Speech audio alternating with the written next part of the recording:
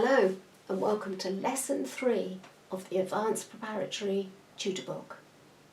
In this lesson we're going to learn about the dotted quaver, we're going to learn about the semiquaver, we're going to learn about the swing rhythm, and now we're going up further on the keyboard to the high A, high B and high C note.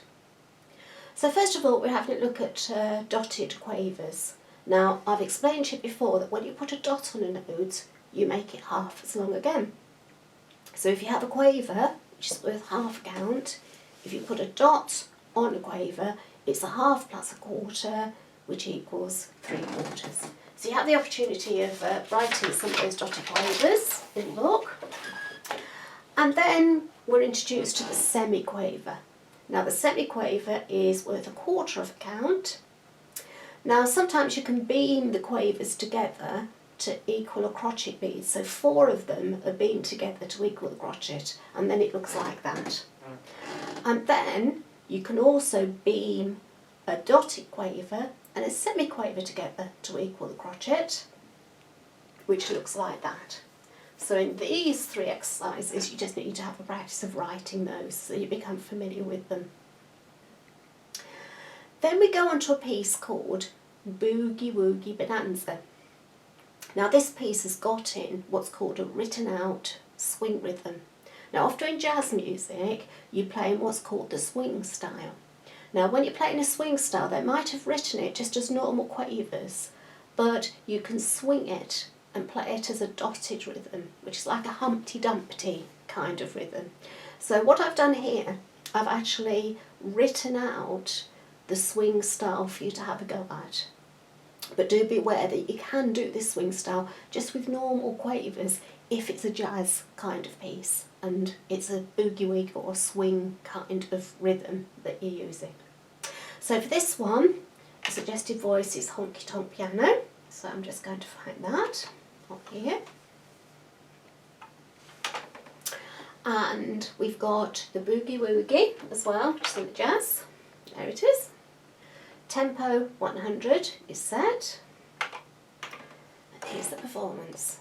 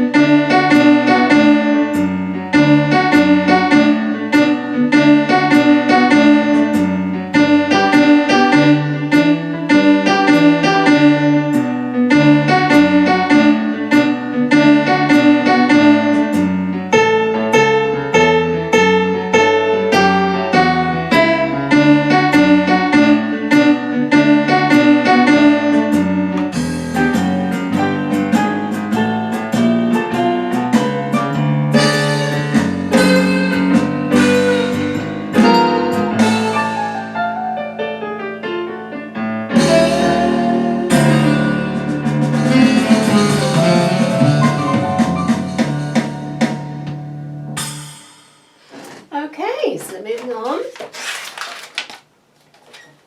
to the high A note, and you can see it's written very high up on the stave here.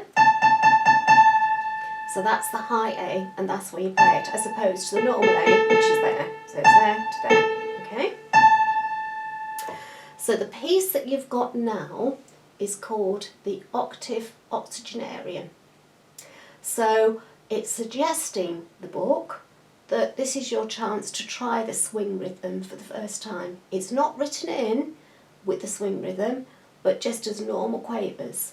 But it's suggesting that you can actually try doing the swing rhythm in a piece like this because it's the right style to do it with.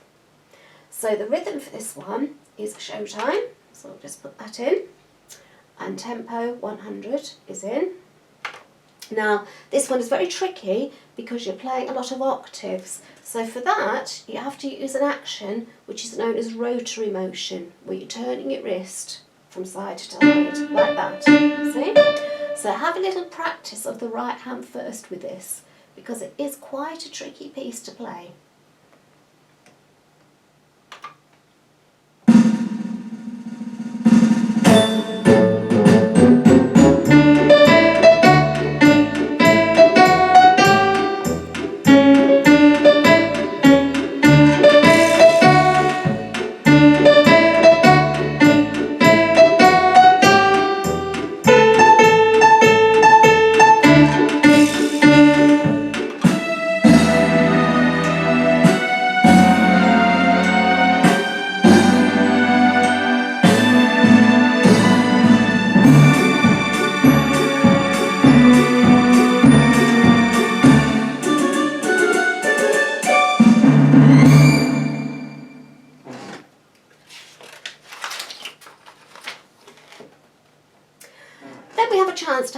the realistic reggae again, but it has an extra little section in which actually goes right up to the high B note. Okay, so it's suggested that you have a go at that one. I won't play it again, but just a few changes in the actual notes in that one. Then finally we move on to the high C note, which again is very high, right up here, and it's shown in the piece called the Can Can, very famous piece. So it is again very difficult to play this. Do lots of separate hand first. You'll notice that you've got the scale of C major in this as well. So the voice for this one is the accordion, so I'll just put that in. And you've got your 8-beat, just put in there. 140, so it goes quite fast this. Have you noticed all the pieces get a little bit faster now? Okay, you've always got the first and second time bar in this, so watch out for that too.